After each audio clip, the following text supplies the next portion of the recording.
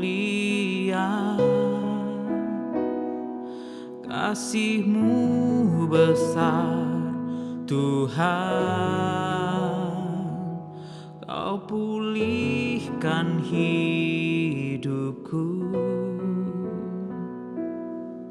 Kaulah harapanku, hidupku dalam-Mu. Terima kasih Tuhan, Kau selamatkan hidupku.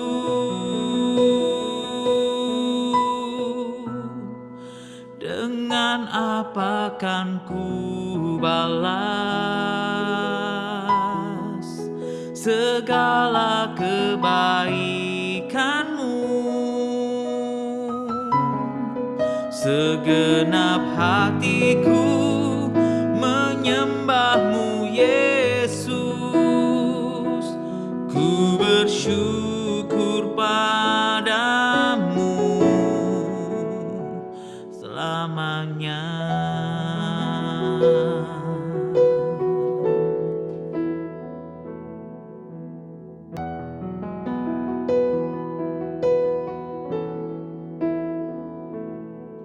Kau Allah yang setia, Bapa yang mulia, kasih-Mu besar Tuhan. Kau pulihkan hidupku, Kaulah harapanku, hidupku dalam-Mu. Terima kasih Tuhan, Kau selamatkan hidupku.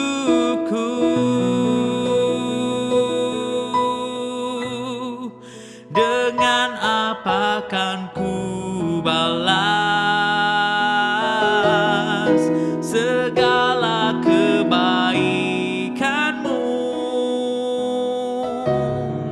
Segenap hatiku menyembah-Mu, Yesus. Ku bersyukur padamu. Dengan apa kan ku balas segala kebaikan-Mu? Segenap hatiku menyembah-Mu, Yesus. Ku bersyukur padamu. Segenap hatiku menyembah-Mu, Yesus. Ku bersyukur padamu selamanya.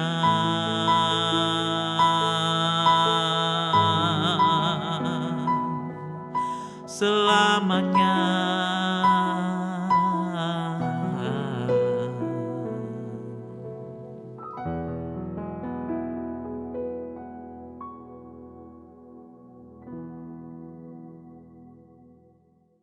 Shalom Bapak Ibu kasih dalam Tuhan, senang sekali bisa bertemu kembali di dalam ibadah tengah minggu pada hari ini. Saya berdoa Bapak Ibu tetap di dalam perlindungan dan pemeliharaan Tuhan kita yang penuh kasih. Dipelihara Tuhan, tetap sehat dalam keadaan pandemi ini. Dan mari kita siapkan hati kita untuk kembali belajar firman Tuhan pada hari ini. Saya Bapak Ibu kita bersatu dalam doa, kita berdoa. Bapak terima kasih buat hari ini Tuhan. Kami tahu bahwa Engkau Allah yang setia dan Allah yang terus memelihara dan menopang hidup kami sampai hari ini. Kalau kami sudah dapat tegak berdiri, bahkan dapat mengikuti ibadah tengah minggu, belajar firman Tuhan pada hari ini Tuhan. Kami tahu semua kan anugerah dan kebaikan-Mu semata, dan kami kembali akan belajar firman-Mu. Engkau mengurapi setiap kami, Engkau menuntun setiap kami. Allah Roh Kudus berikan kami pencerahan sehingga kami mengerti apa yang firman-Mu mau ajarkan buat setiap kami, baik yang memberitakan dan yang mendengarkan pada hari ini sama-sama diberkati oleh firman Tuhan. Kami siap belajar firman-Mu di dalam nama Tuhan Yesus Kristus. Haleluya. Amin. Baik Bapak Ibu, hari ini saya akan mengajak kita belajar tentang sebuah kisah yang saya rasa cukup familiar bagi orang-orang Kristen, kisah yang cukup terkenal di dalam Alkitab, yaitu mengenai Yakub. Kita tahu bersama bahwa Yakub adalah salah satu tokoh patriark Israel yang nantinya pun mewarisi nama Israel, mewariskan nama tersebut kepada bangsa Israel. Kalau Bapak Ibu nanti ada waktu, kita akan membahas dari Kejadian pasal 32, bisa dibaca keseluruhannya Bapak Ibu, dan Bapak Ibu juga bisa, supaya lebih paham ceritanya, Bapak Ibu bisa membaca mulai dari pasal 25, bahkan sampai pasal-pasal selanjutnya Bapak Ibu. Ini ada kisah narasi tentang Yakub yang saling berhubungan satu sama lain. Tapi pada hari ini, kita akan khusus mungkin membahas sedikit, fokus kita lebih fokus pada Kejadian pasal 32. Dan saya akan bacakan buat Bapak Ibu pasal 32 ayat 1 sampai ayat yang ke-11. Demikian firman Tuhan. Yakub takut bertemu dengan Esau. Yakub melanjutkan perjalanannya, lalu bertemulah malaikat-malaikat Allah dengan dia. Ketika Yakub melihat mereka, berkatalah ia, ini bala tentara Allah. Sebab itu dinamainyalah tempat itu Mahanaim. Sesudah itu, Yakub menyuruh utusan berjalan lebih dahulu mendapatkan Esau kakaknya ke tanah Seir, daerah Edom. Ia memerintahkan kepada mereka, beginilah kamu katakan kepada tuanku. Yakub memanggil Esau tuan.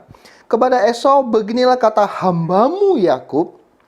Aku telah tinggal pada Laban sebagai orang asing dan diam di situ selama ini. Ayat kelima, aku telah mempunyai lembu, sapi, keledai, dan kambing domba, budak laki-laki dan perempuan, dan aku menyuruh memberitahukan hal ini kepada tuanku supaya aku mendapat kasihmu. Kemudian pulanglah para utusan itu kepada Yakub dan berkata, kami telah sampai kepada kakakmu, kepada Esau, dan ia pun sedang di jalan menemui engkau, diiringi oleh 400 orang. Ayat 7, lalu sangat takutlah Yakub dan merasa sesak hati. Maka dibaginya lah orang-orangnya bersama-sama dengan dia, kambing dombanya, lembu sapi, dan untanya menjadi 2 pasukan.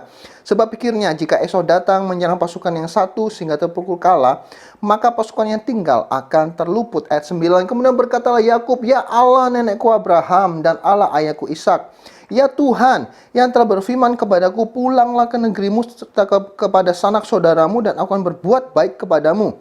Sekali-kali aku tidak layak untuk menerima segala kasih dan kesetiaan yang engkau tunjukkan kepada hambamu ini. Sebab aku membawa hanya tongkatku ini waktu aku menyeberangi sungai Yordan ini. Tetapi sekarang telah menjadi 2 pasukan. Ayat 11, doa Yakub, lepaskanlah kiranya aku dari tangan kakakku, dari tangan Esau, sebab aku takut kepadanya. Jangan-jangan ia datang membunuh aku, juga ibu-ibu dengan anak-anaknya. Bapak Ibu, sekali lagi saya beritahu Bapak Ibu, kalau ada waktu baca lagi kisah mengenai Yakub ini, karena memang panjang dalam Alkitab Bapak Ibu. Tapi saya berikan sedikit background kisah ini Bapak Ibu ya. Sebelum pasal 32, Yakub kita tahu bersama, Yakub adalah anak dari Ishak dan Ribka.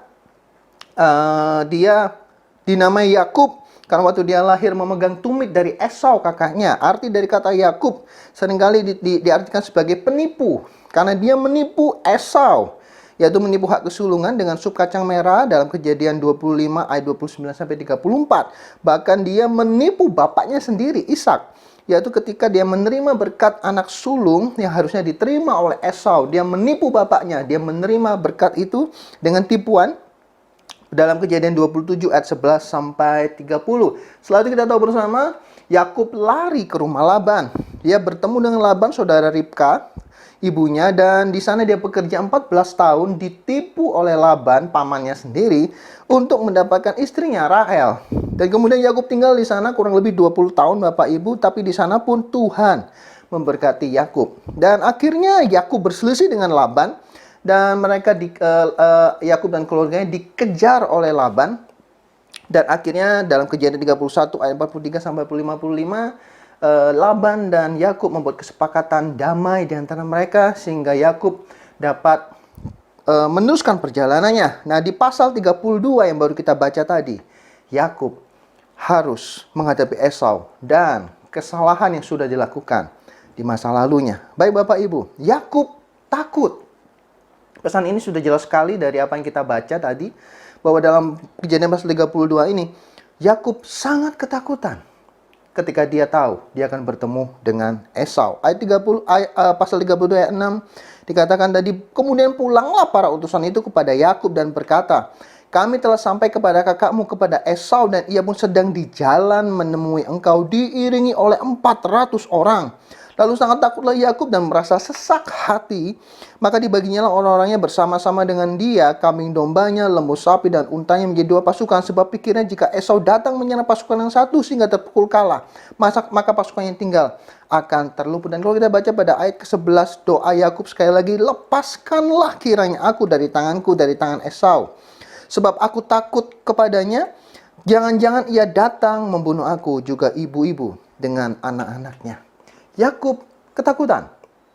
Kenapa? Karena dia tahu bahwa dia telah bersalah kepada Esau. Dan dia tahu bahwa Esau ketika Yakub lari, Esau sudah membuat suatu ikhtiar bahwa dia akan membunuh Yakub yang telah menipu hak kesulungannya, telah merebut dengan cara tipuan, bahkan menipu bapaknya sendiri, Ishak.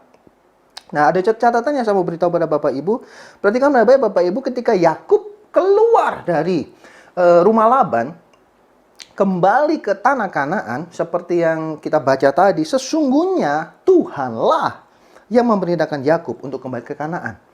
Jadi Bapak Ibu bisa baca kisahnya bahwa Tuhan membuat Laban dan Yakub ini diizinkan untuk berselisih, sehingga secara manusiawi Yakub mempunyai alasan yang kuat untuk segera keluar meninggalkan rumah Laban. Dan kita tahu bersama tadi, katakan ayat 13 ya, dalam Kejadian 31 ayat 13. Firman Tuhan berkata begini, akulah Allah yang di Betel itu, di mana kau mengurapi tugu dan di mana kau bernasar kepadaku. Maka sekarang bersiaplah engkau, pergilah dari negeri ini, dan pulanglah ke negeri sanak saudaramu. Jelas bahwa Yakub keluar dari rumah Laban dan kembali ke tanah Kanaan. Itu adalah perintah Tuhan. Itu ada campur tangan Tuhan. Dalam kisah itu sudah jelas banget bahwa Tuhanlah yang membuat Yakub atau memerintahkan Yakub untuk kembali ke tanah Kanaan. Dan Yakub tahu pasti konsekuensi itu. Kalau dia kembali ke tanah Kanaan, dia akan bertemu dengan kakaknya Esau yang dengan penuh amarah ingin membunuh dia. Dan ada catatan kedua, mau saya beritahu Bapak Ibu bahwa ketika Yakub tadi ayat yang kedua dikatakan, ketika Yakub melihat mereka berkatalah ia, ini bala tentara Allah. Sebab itu dinamainya lah tempat itu Mahanaim. Allah memerintahkan Yakub pulang ke Kanaan. Dan Allah berikan penglihatan kepada Yakub bahwa ada malaikat-malaikat yang datang menyertai Yakub. Tapi dengan dua poin ini, catatan ini Bapak Ibu, bahwa Tuhan yang memerintahkan Yakub kembali ke Kanaan, bahkan Tuhan memberikan penglihatan tentang bala tentara malaikat Tuhan menyertai Yakub. Yakub tetap ketakutan. Apa yang membuat Yakub ketakutan? Sederhana. Yakub takut karena tidak mempercayai Allah dengan sepenuh hatinya. Selama ini Yakub berusaha mendapatkan apa yang baik bagi dirinya dengan berusaha menggunakan caranya sendiri, bahkan menggunakan tipuan-tipuan. Dia menipu kakaknya, dia menipu ayahnya. Bahkan dia berusaha untuk mendapatkan harta dan kambing domba dan kekayaannya di rumah Laban pun dia menggunakan trik-trik tertentu. Dan kali ini dia pun berpikir bahwa untuk bisa berdamai dengan Esau, dia harus menggunakan cara-cara tertentu. Itulah kenapa tadi dikatakan dia sampai membagi pasukannya, membagi kambing dombanya Bapak Ibu. Jangan sampai kalau nanti dia sudah punya strategi. Nanti kalau misalkan Esau marah dan kemudian mulai menyerang dia, maka pasukan yang paling depan itu akan menjadi tanda bagi Yakub. Kalau pasukan paling depan dihabisi oleh Esau, maka Yakub akan cepat-cepat melarikan diri sehingga pasukan bagian belakang tidak sampai dibunuh oleh Esau. Yakub berusaha mengatur strategi dengan caranya sendiri, menyelesaikan kesalahan di masa lalunya. Bapak Ibu, pelajaran penting apa yang mau kita pelajari pada bagian ini Bapak Ibu? Yang pertama, perhatikanlah Tuhan yang memerintahkan Yakub kembali ke Kanaan. Tuhanlah yang menginginkan Yakub bertemu dengan Esau. Pelajaran pentingnya adalah Tuhan ingin Yakub menyelesaikan kesalahan masa lalunya yang sering kali dia coba ketika Yakub mengalami masalah demi masalah, Yakub berusaha menyelesaikan dengan caranya sendiri, dengan cara tipuan-tipuannya. Kali ini Tuhan mau Yakub menyelesaikan masa lalunya, berjalan bersama dengan Tuhan, mempercayai Tuhan sepenuhnya, dan bukan lagi mengandalkan cara-caranya sendiri. Kita tahu bersama setelah ini di tepi sungai Yabok, Yakub mengalami pergumulan dengan seorang malaikat. Kita bisa memberitahu seorang malaikat, Bapak Ibu ya. Dan disitulah dia menang tanda kutip, bergumul melawan malaikat tersebut. Ya Bapak Ibu jangan salah paham, banyak di luar sana mengatakan bahwa malaikat ini, para sarjana mengatakan malaikat ini adalah malaikat Tuhan, yaitu Allah sendiri yang menampakkan diri dalam wujud malaikat. Tetapi kok Tuhan bergumul dengan manusia kok kalah seperti itu Bapak Ibu ya. Dalam hal ini konteksnya bukan bicara kalah dan menang dalam pergumulan, dalam pergulatan itu, bukan. Yakub dikatakan menang karena ketekunan dan keteguhan hatinya. Ketika dia ngotot minta bahwa malaikat ini, malaikat Allah ini, yaitu Allah sendiri, untuk memberkati dia. Dan kita bisa lihat clue-cluenya Bapak Ibu, kita tahu bersama bahwa Yakub dibuat terpelecok kakinya oleh malaikat Tuhan ini. Jadi secara fisik, secara pergulatan, Yakublah yang kalah. Tapi seorang penafsir, John Calvin, mengatakan begini Bapak Ibu ya, bahwa Tuhan berjuang bagi kita melawan diri kita sendiri dan tanda kutip bergumul melawan Allah. Tetapi ketika kita diizinkan bergumul melawan Allah tanda kutip dalam doa kita, dalam ketekunan kita, dalam pergumulan kita itu, Tuhan memberikan kekuatan kepada kita sehingga kita sanggup bertahan dalam pergumulan kita di hadapan Allah. Jadi apa yang Yakub lakukan? Yakub menang dalam pergumulan itu karena Allah sendiri yang memberi kekuatan. Bapak Ibu, itu sekilas supaya Bapak Ibu tidak salah paham dan bagian itu Bapak Ibu ya. Tapi yang jelas dalam bagian itu Tuhan ingin supaya Yakub mulai fokus menyelesaikan masalah-masalah hidupnya dengan mempercayai Tuhan sebetulnya. Dalam kisah itu, Yakub bergumul dan Yakub meminta berkat daripada Tuhan. Malaikat Tuhan itu memberkati Yakub, mengubah namanya dari Yakub sang penipu menjadi Israel. Israel punya arti beberapa yang menafsirkan Allah menang, God's prevail gitu ya Bapak Ibu ya. Dikatakan bahwa Tuhan yang menang. Sekalipun dalam bagian firman Tuhan dikatakan Yakub menang melawan Allah dan manusia. Sudah saya katakan, sekalipun Yakub dikatakan menang, bukan menang dalam pergumulan dan pergulatan itu secara fisik itu Bapak Ibu, tapi dia menang bertahan dalam ketekunannya, memohon berkat. Bahkan kita Hosea mengatakan Yakub sampai menangis meminta berkat, dan akhirnya Tuhan memberkati dia, mengubah namanya menjadi Israel. Bapak Ibu, poin ini paling penting adalah Tuhan peduli dengan kelemahan-kelemahan kita dan ingin kita bertobat dari dosa-dosa kita. Tuhan mengasihi kita apa adanya. Tuhan memilih kita apa adanya kita. Tapi Tuhan tidak mau kita tetap dalam kondisi dan karakter kita yang lalu manusia lama kita masih tetap ada di dalam diri kita. Tuhan ingin kita berubah. Tuhan ingin Yakub, sang penipu, berubah menjadi Israel. Jadi seorang yang berbeda dalam karakternya, dalam identitas dirinya. Demikian pula Tuhan ingin kita untuk bertobat, menyelesaikan masa lalu kita, menyelesaikan dosa-dosa kita. Karena itu jangan takut untuk datang pada Tuhan, untuk menghadapi segala kelemahan dan menyelesaikan dosa kita. Banyak orang Kristen ketika diperhadapkan dengan dosa dan kesalahan-kesalahannya di masa lalu, orang Kristen lari daripada Tuhan. Orang Kristen berusaha mengatasi sendiri masalah-masalah dan dosa-dosanya di masa lalu. Hari ini kabar baik buat kita semua. Tuhan yang mengasihi saudara dan saya. Dan Tuhan ini peduli dengan masa lalumu, dengan kesalahan-kesalahan dosa-dosa yang kau kerjakan di masa lalumu. Dan dia Tuhan yang mau menuntut tangan kita, memimpin langkah kaki kita untuk menyelesaikan semua dosa-dosa dan kesalahan kita di masa lalu. Jangan lari daripada Tuhan.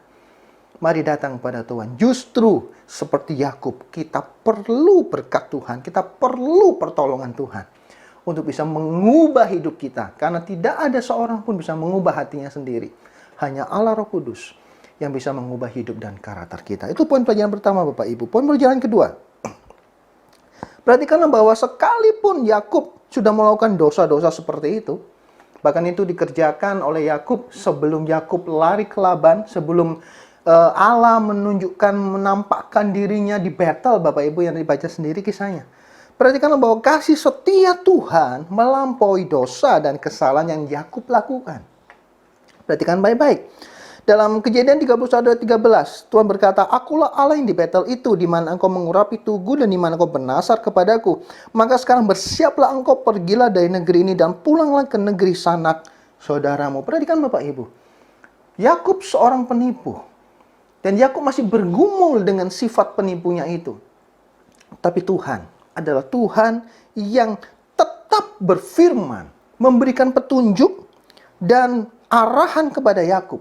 Bahkan sejak pertama kali Yakub melarikan diri dari rumah bapaknya. Perhatikan Bapak Ibu, Allah mengasihi Yakub sekalipun dia seorang penipu. Dia tetap Allah yang setia. Dia tetap Allah yang menuntun Yakub, memberikan arahan, memberikan firman kepadanya. Bukankah itu juga yang terjadi dalam hidup kita Bapak Ibu? Kalau sampai kita hari ini bisa mengenal Yesus sebagai Tuhan dan Juru Selamat. Sampai hari ini kita bisa mengerti firman Tuhan dan jalan-jalan Tuhan. Bukankah itu sudah Tuhan kerjakan? Bahkan sebelum kita mengerti siapa Yesus itu sendiri. Tuhan yang mengarahkan dan bekerja dalam segala hal, membawa kita kepada Kristus Yesus. Dan akhirnya kita bisa mengakui Dia sebagai Tuhan Juru Selamat dan mengakui dosa kita dan menerima keselamatan kita di dalam Tuhan. Demikianlah dengan Yakub Bapak Ibu. Dalam pergumulannya, dalam kesalahan yang dia kerjakan, Tuhan masih tetap berfirman. Yang kedua, lihatlah bahwa dalam Kejadian 32 ayat 1 tadi kita sudah baca Bapak Ibu ya, bahwa Yakub melanjutkan perjalanannya lalu bertemu dengan malaikat-malaikat Allah dengan dia. Ketika Yakub melihat mereka, berkatalah, "Iya, ini bala tentara Allah." Sebab itu dinamainya lah tempat itu Mahanaim. Kisah ini adalah kisah sebelum Yakub bergumul dengan malaikat Allah di Sungai Yabok. Artinya apa? Bahwa sekalipun Yakub dalam kondisi masih mempunyai karakter-karakter yang lama seperti itu, dia masih bergumul dengan hal-hal itu. Dia belum bertobat sungguh-sungguh dengan hal-hal itu. Tuhan tetap menyertai dan melindungi Yakub.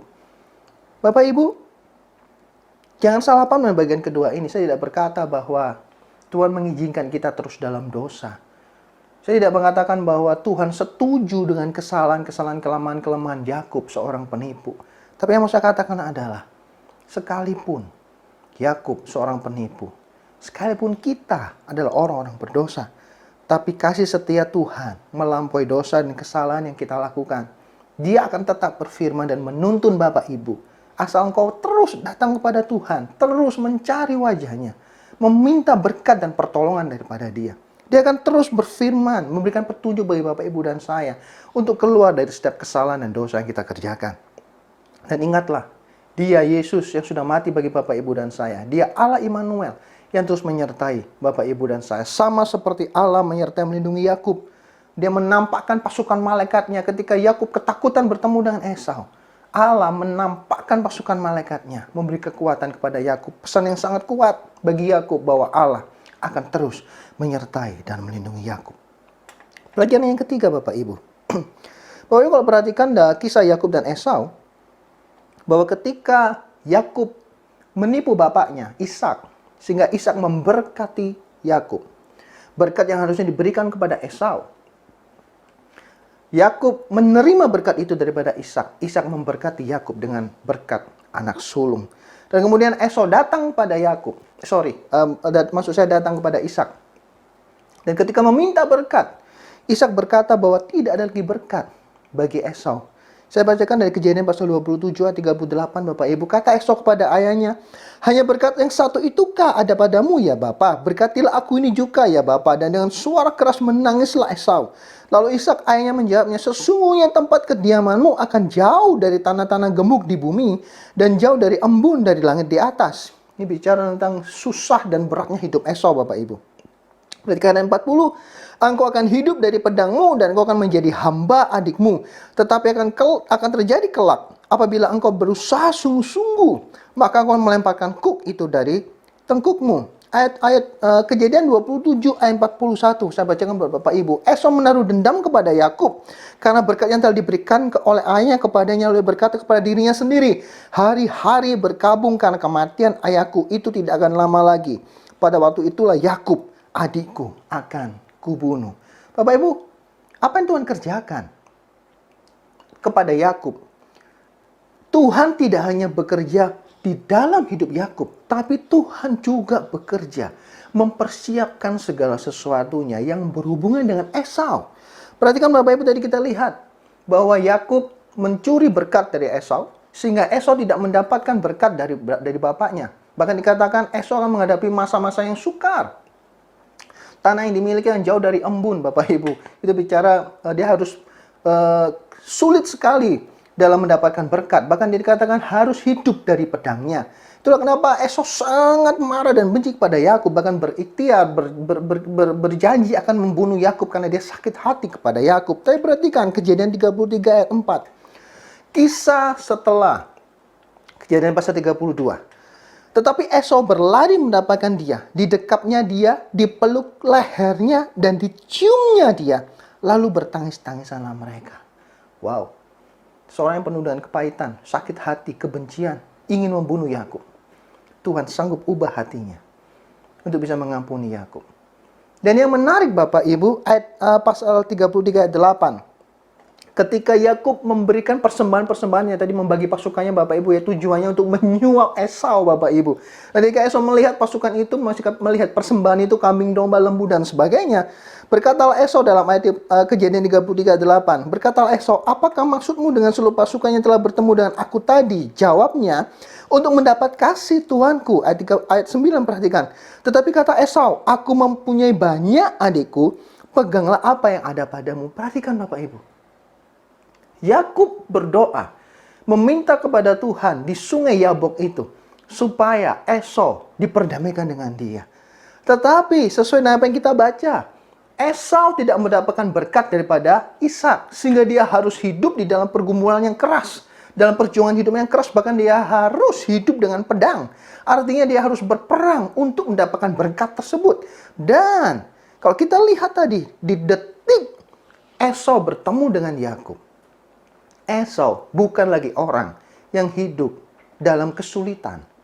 Dikatakan Esau sudah mempunyai banyak. Dalam konteksnya adalah banyak harta Bapak Ibu. Itulah kenapa dia berkata di bagian ini, dia menolak pemberian dari Yakub. Jadi Tuhan sudah bekerja di dalam diri Esau untuk rencana pendamaian Esau dan Yakub. Jauh sebelum Yakub bergumul dengan Allah di sungai Yabok. Jauh sebelum Yakub merendahkan dirinya, memohon berkat daripada Tuhan. Apa yang kita bisa pelajari Bapak Ibu? Perhatikanlah. Tuhan adalah Tuhan yang bekerja secara tersembunyi dengan cara yang ajaib. Bahkan jauh sebelum Yakub bertemu dengan Esau. Bahkan jauh sebelum Yakub berdoa untuk diperdamaikan dengan Esau. Lihatlah Tuhan yang kita sembah Bapak Ibu. Dia yang menjawab doa kita melampaui apa yang kita doakan. Bahkan sebelum kita berdoa, Dia sudah bekerja bagi Bapak Ibu dan saya. Jangan takut, jangan khawatir.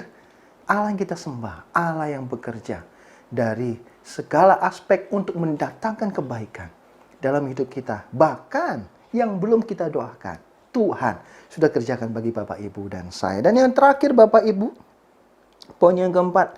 Perhatikan kalau Bapak Ibu nanti baca, tadi setelah Yakub ketemu Esau, dalam Kejadian 33 ayat 16 dikatakan, jadi pulanglah Esau pada hari itu berjalan ke Seir. Perhatikan Bapak Ibu ya. Nih Bapak Ibu baca lagi, Kejadian 36 ayat 6. Esau membawa istri-istrinya, anak-anaknya lelaki dan perempuan, dan semua orang ada di rumahnya, ternaknya, segala hewannya, dan segala harta bendanya yang telah diperoleh di tanah Kanaan. Lalu pergilah ia ke negeri lain. Saya ulangi. Lalu pergilah ia ke negeri lain, dan ia meninggalkan Yakub adiknya itu, sebab harta milik mereka terlalu banyak, sehingga mereka, Yakub dan Esau, tidak dapat tinggal bersama-sama di Kanaan, maksudnya Bapak Ibu, dan negeri penumpangan mereka tidak dapat memuat mereka karena banyaknya ternak mereka itu. Maka ayat 8, menetaplah Esau di pegunungan Seir. Esau itulah Edom. Bapak Ibu, Kalau Bapak Ibu mengerti ceritanya, perhatikan saya ulangi Bapak Ibu. Yakub tinggal di Kanaan. Yakub melakukan kesalahan, dia menipu kakaknya, dia menipu papanya. Dia lari ke Laban. Sementara di Kanaan, Yakub tinggal di sana bersama Ishak dan Ribka orang tuanya. Dan seperti kita baca bersama, Esau begitu benci kepada Yakub, ingin membunuh Yakub. Tapi perhatikanlah Bapak Ibu. Tuhan memerintahkan kepada Yakub untuk kembali ke tanah Kanaan.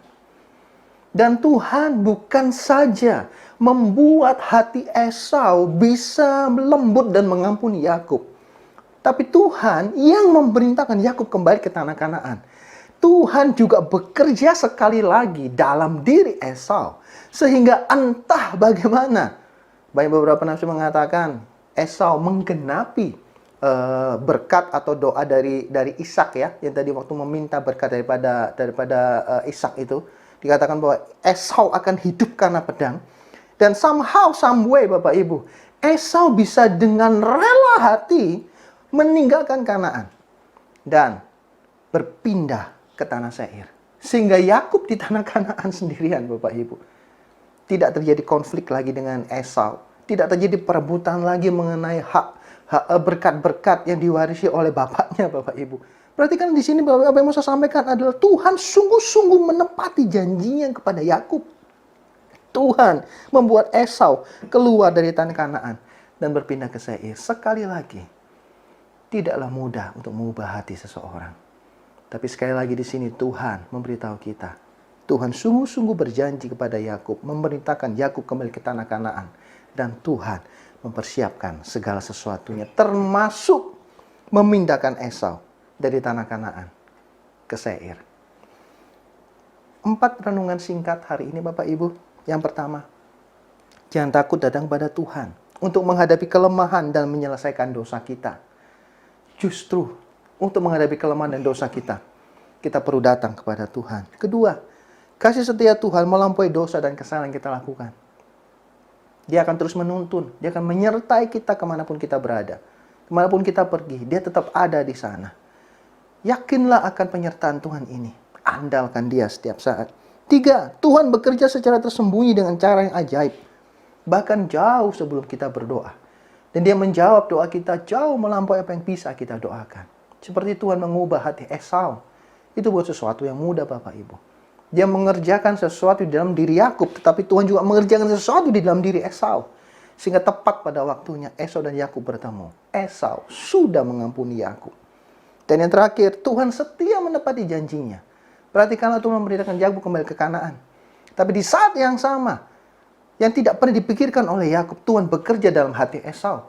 Sehingga Esau dengan rela hati keluar dari tanah Kanaan, berpindah ke Seir. Sehingga Yakub bisa tinggal dengan tenang di tanah tempat dia berasal. Bapak Ibu, biarlah apa yang kita renungkan hari ini jadi berkat, jadi pedoman, jadi kekuatan. Khususnya di masa-masa sukar seperti ini. Kita sebagai manusia biasa sama seperti Yakub bisa mengalami atau melakukan kesalahan-kesalahan dan dosa. Kita bisa mengalami pergumulan, kita bisa mengalami rasa takut.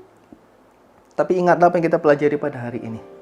Tuhan akan selalu ada, menolong, memberi pimpinan, memberi tuntunan bagi setiap kita. Dia akan menyertai beri kekuatan bagi kita. Biarkan firman ini jadi kekuatan, jadi pedoman, penghiburan bagi kita semua. Tuhan Yesus memberkati, kita berdoa. Bapa, terima kasih buat kebenaran firman yang kami pelajari pada hari ini Tuhan. Terima kasih Engkau Allah yang setia. Kasih setiamu melampaui dosa dan kesalahan kami Tuhan. Ya, Engkau ingin kami berhadapan dengan kesalahan dan dosa-dosa kami, menyelesaikannya di hadapan Tuhan, dan menyelesaikannya bersama dengan Tuhan. Terima kasih Engkau selalu menuntun, memberi kekuatan, bahkan Engkau terus menyertai kami di masa-masa kami melakukan kesalahan kami sekalipun, masa-masa kami saat berdosa sekalipun. Engkau tetap ada di sana, menegur, mengingatkan kami, bahkan membangkitkan kami kembali. Dan terima kasih Engkau Tuhan yang bekerja jauh melampaui apa yang kami doakan. Engkau Tuhan yang sanggup mengubah hati manusia Tuhan. Engkau mempersiapkan segala sesuatunya. Sehingga sungguh tidak ada satupun rencanamu yang gagal di dalam hidup kami. Tidak juga kesalahan atau dosa-dosa kami dapat menghalangi rencanamu terwujud dalam hidup kami. Kami bersyukur Tuhan. tenang jiwa kami bersama dengan Engkau. Mau berdoa berkati setiap umat-Mu yang hari ini mendengarkan firman Tuhan. Biar firman jadi kekuatan, jadi penghiburan bagi setiap kami, khususnya di masa-masa sukar ini Tuhan. Dan kami siap menerima berkat yang daripada Tuhan. Bapak Ibu, mari angkat kedua tangan kita. Bapak Ibu kasih oleh Tuhan, kita sudah belajar firman Tuhan pada hari ini. Karena itu renungkan dan lakukan dalam hidupmu. Jangan takut. Tuhan adalah Allah yang setia, yang akan terus menuntun dan menyertai kita, menopang hidup kita. Sampai putih rambut kita pun, Dia terus menggendong kita. Karena itu terimalah segala berkat daripada Allah Bapa, kasih setia dari Tuhan Yesus, serta kuasa daripada Roh Kudus, yang terus menuntun, menyertai, memberkati kita, menolong kita dalam masa-masa kesukaran kita.